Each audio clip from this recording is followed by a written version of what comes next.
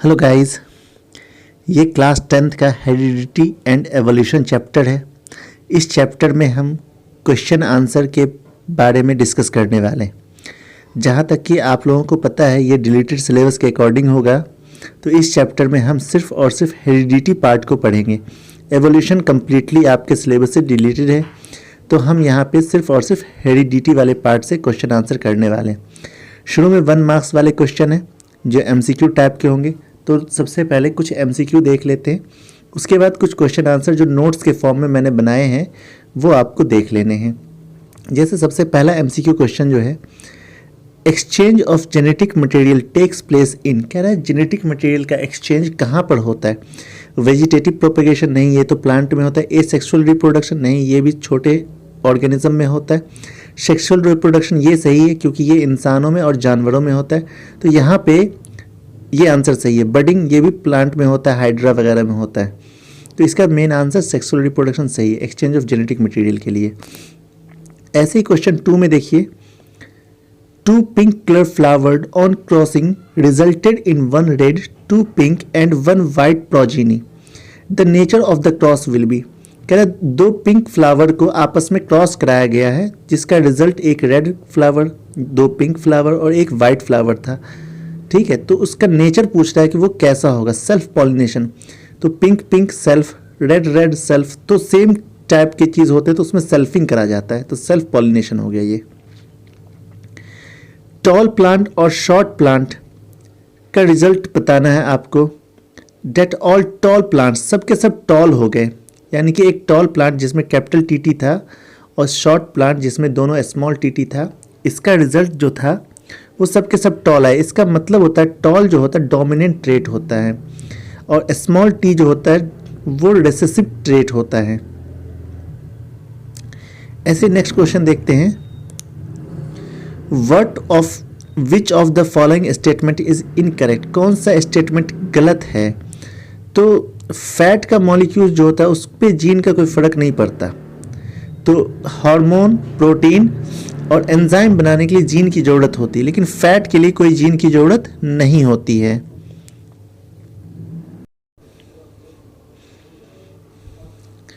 तो यहाँ पे आपको समझ में आ गया होगा, फैट के लिए किसी भी जीन की ज़रूरत नहीं होती है।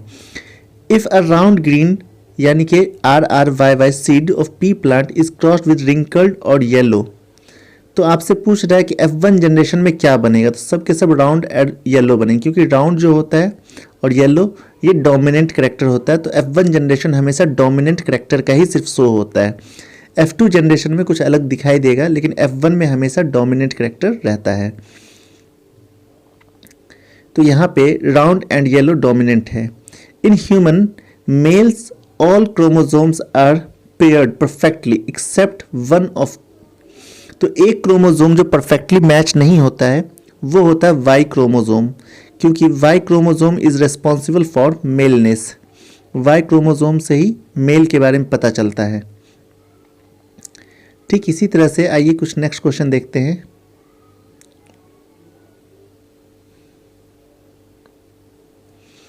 The maleness of child is determined by, कह रहा कि चाइल्ड का मेलनेस किससे पता करा जाता है। तो भैया चाइल्ड का मेलनेस जो होता है Y क्रोमोसोम से पता किया जाता है। जाइगोट मीन्स बेबी को कहते हैं, तो बेबी के Y क्रोमोसोम से पता करा जाता है।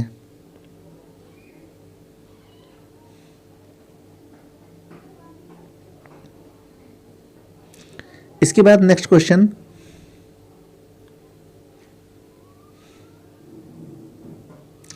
a zygote which has X chromosome inherited from the father will develop into a, तो X क्रोमोसोम अगर फादर के साइड से आया है तो मदर के साइड से तो हमेशा X क्रोमोसोम आता है, तो इस कंडीशन में वो बेबी जो होगा गर्ल होगा।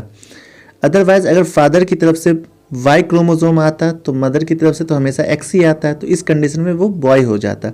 लेकिन यहाँ पे फादर की तरफ से X क्रोमोसोम आया है इसलिए ये गर्ल है।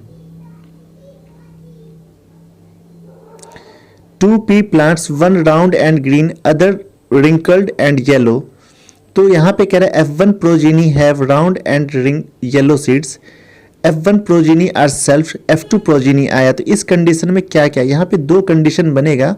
राउंड एंड येलो भी बनेगा, रिंकल्ड और ग्रीन भी बनेगा।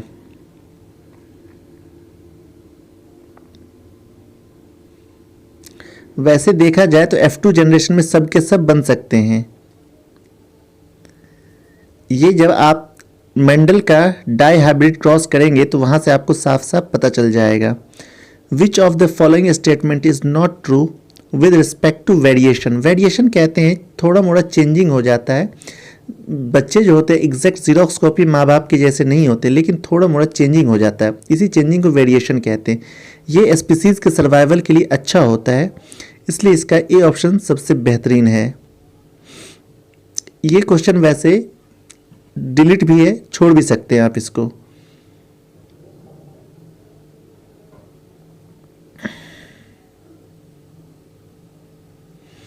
अ trait in an organism is influenced by. Trait मतलब कैरेक्टर, तो किसी का कैरेक्टर किस चीज़ की वजह से होता है, तो मैटरनल और पैटर्नल डीएनए, दोनों के डीएनए की वजह से होता है।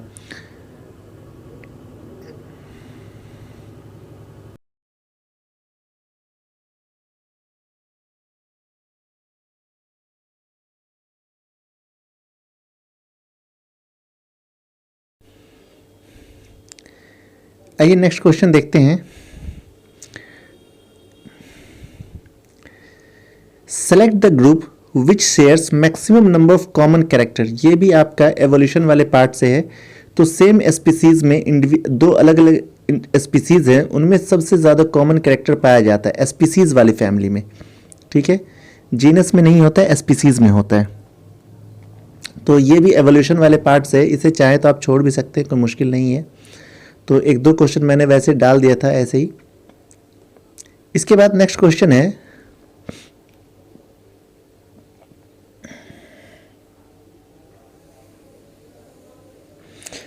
From the list given below select the character which can be acquired but not inherited. तो एक्वायर्ड ट्रेट का एग्जाम्पल पूछ रहा है आपसे। तो साइज ऑफ बॉडी जो होता है एक्वायर्ड होता है, otherwise colour of eyes, colour of skin and nature of hair ये सब इनहेरिटेड होते हैं, ये सब पेरेंट की तरफ से आपको मिलते हैं।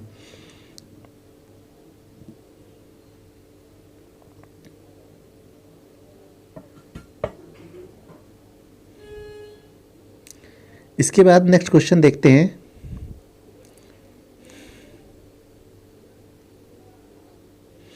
द थ्योरी ऑफ एवोल्यूशन, यहाँ पे एवोल्यूशन की थ्योरी के बारे में पूछा जा रहा है, ये किसने दिया था। तो थ्योरी ऑफ एवोल्यूशन आप सिर्फ नाम जान लीजिए, ये फ़ायदा करेगा आपके लिए, कंपटीशन में भी पूछा जा सकता है। तो चार्ल्स डार्विन ने थ्योरी ऑफ एवोल्यूशन दिया था। जबकि आपसे अगर पूछा जाए मेंडल बाबा ने क्या काम करा था, तो शायद ये बाद का क्वेश्चन इसके आगे ही आ जाएगा। तो जेनेटिक्स के फादर मेंडल को कहा जाता है। इन्होंने बहुत सारे लॉज दिए थे और जेनेटिक्स पे इन्होंने काम करा था।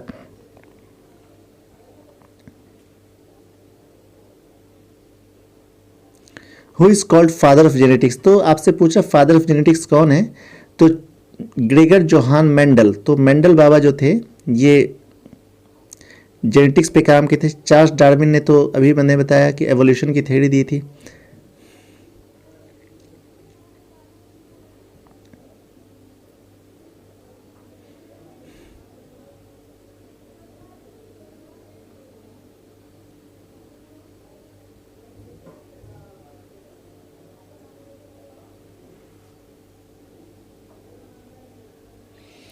The number of pair of sex chromosome in the zygote of human is.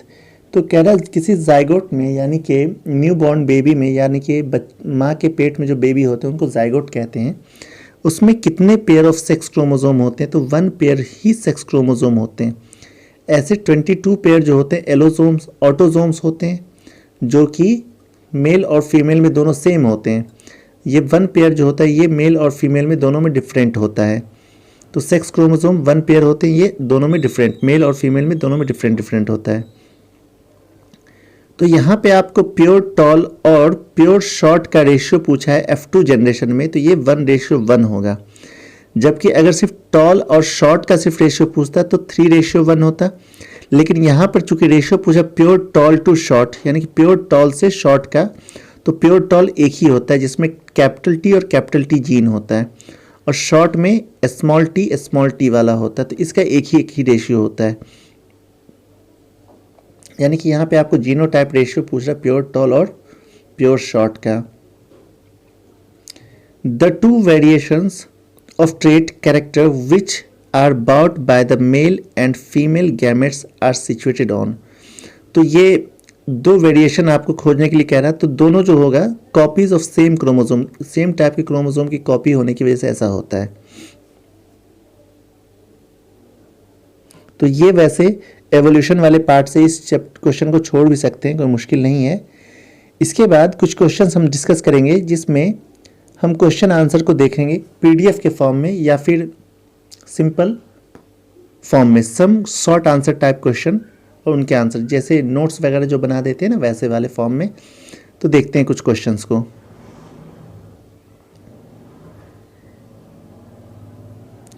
Why did Mendel choose P plant for his experiment. तो पूछ रहा मेंडल ने पी प्लांट को अपने एक्सपेरिमेंट के लिए क्यों सिलेक्ट किया था। तो इसके कई सारे रीज़न हैं। तो मेंडल ने पी प्लांट को एक्सपेरिमेंट के लिए यूज़ किया था, क्या क्या रीज़न थे। ये इजीली ग्रो किया जा सकता है, इसका शॉर्ट लाइफ स्पेन होता है, इजीली डिस्टिंग्विशेबल कैरेक्टर यानी कि उसकी पहचान, उसके सारे कैरेक्टर की पहचान इजीली कर सकते हैं। सेल्फ पॉलिनेशन प्रॉपर्टी, पॉलिटिशियन लिखा गया पॉलिनेशन होगा, सही कर लेना, पॉलिनेशन प्रॉपर्टी होता है। तो ये कुछ 4-5 लक्षण थे। अच्छा, कैरेक्टर कैसे कैसे थे इसमें, टोटल 7 कैरेक्टर थे, वो मैंने लास्ट में नोटिस कर दिया है आपके लिए। तो 7 कैरेक्टर आप देख सकते हैं।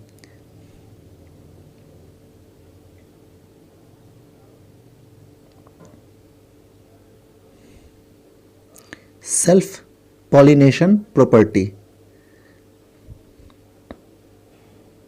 हेरिडिटी क्या होता है।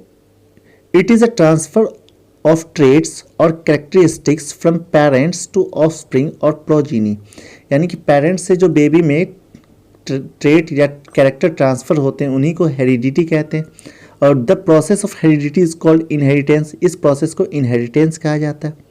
मेंडल को फादर ऑफ हेरिडिटी कहा जाता है क्योंकि उन्होंने सबसे पहले पी प्लांट पे एक्सपेरिमेंट करा और उन्होंने लॉ ऑफ हेरिडिटी भी दिया।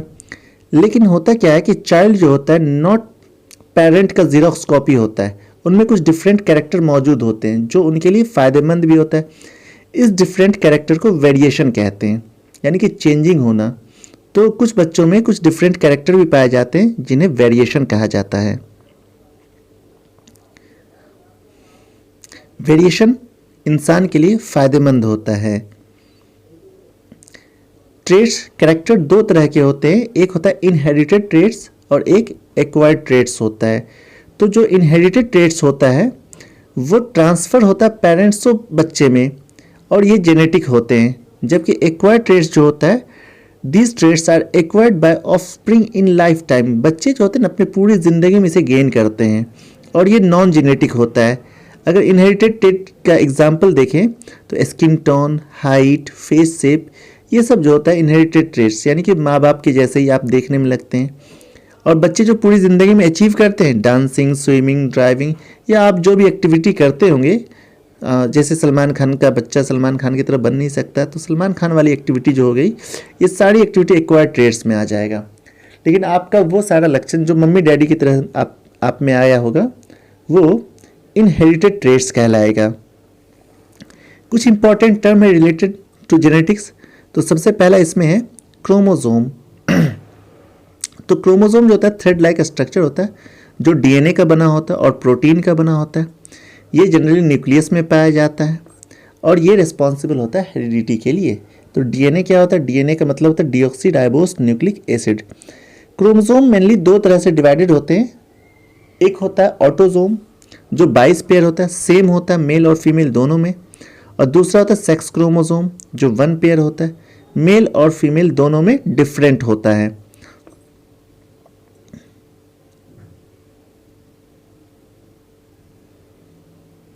तो इन्हें आप 1-2 बार देख लेंगे तो याद हो जाएगा, लिख भी लेना नोट्स बनाने के लिए।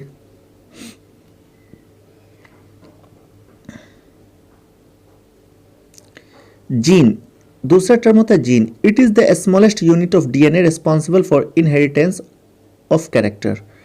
तो ये इनहेरिटेंस किसी कैरेक्टर के इनहेरिटेंस के लिए रिस्पॉन्सिबल होता है। अलील, पेयर ऑफ जीन को अलील कहा जाता है। जैसे आपने पढ़ा होगा कैपिटल टी टॉल प्लांट के लिए लिखते हैं, स्मॉल टी ड्वार्फ प्लांट के लिए लिखते हैं। ऐसे कैपिटल टी और स्मॉल टी होगा तो ये भी टॉल प्लांट होगा। तो ये जो टी और टी लिख रहे हैं ना, ये अलील है, इसी को अलील कहते हैं। अलील दो तरह के होते हैं, होमोजाइगस, इसमें दोनों सेम टू सेम होते हैं अलील। एक होता है हेट्रोजाइगस, बोथ आर डिफरेंट अलील। तो अगर दोनों सेम अलील होगा यानी कि दोनों टी कैपिटल वाला है तो होमोजाइगस हो गया। एक कैपिटल टी एक स्मॉल टी यानी कि दोनों ट्रेट अलग अलग, तो इसको कहेंगे हेट्रोजाइगस। ऐसे ही आगे भी कुछ और टर्म्स देखते हैं। डोमिनेंट, कुछ कैरेक्टर ऐसे होते हैं जो अपना कंडीशन शो कर देते हैं, यानी कि अपना कैरेक्टर शो करते हैं, उनको डोमिनेंट कहते हैं। वो F1 जनरेशन में अपना अक्सर कैरेक्टर शो करते हैं। रिसेसिव वो कैरेक्टर होते हैं जो अपना कैरेक्टर को शो नहीं कर पाते हैं।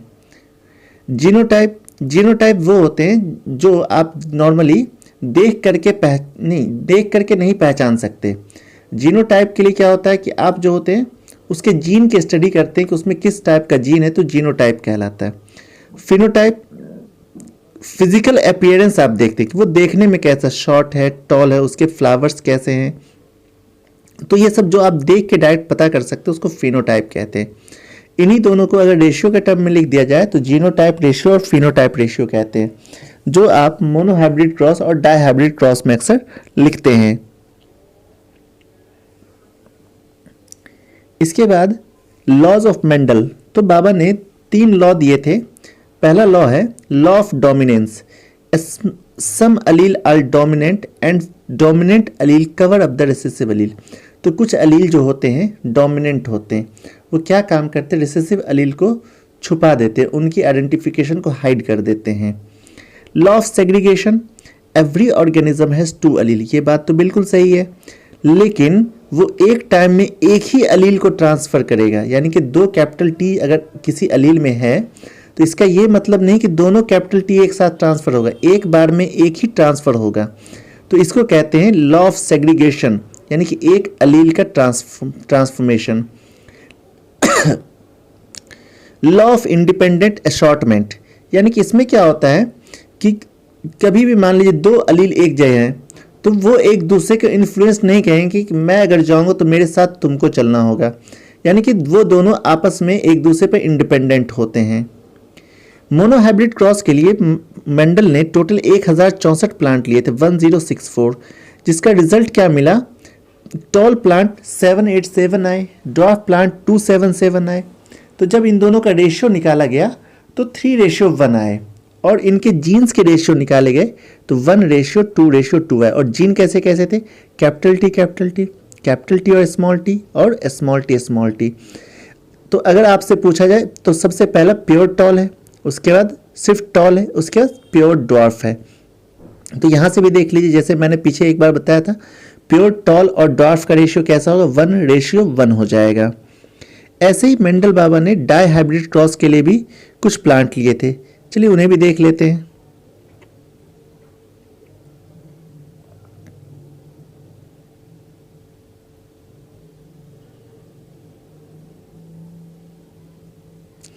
तो डाइहाइब्रिड क्रॉस के लिए मेंडल ने 556 पी प्लांट लिए थे।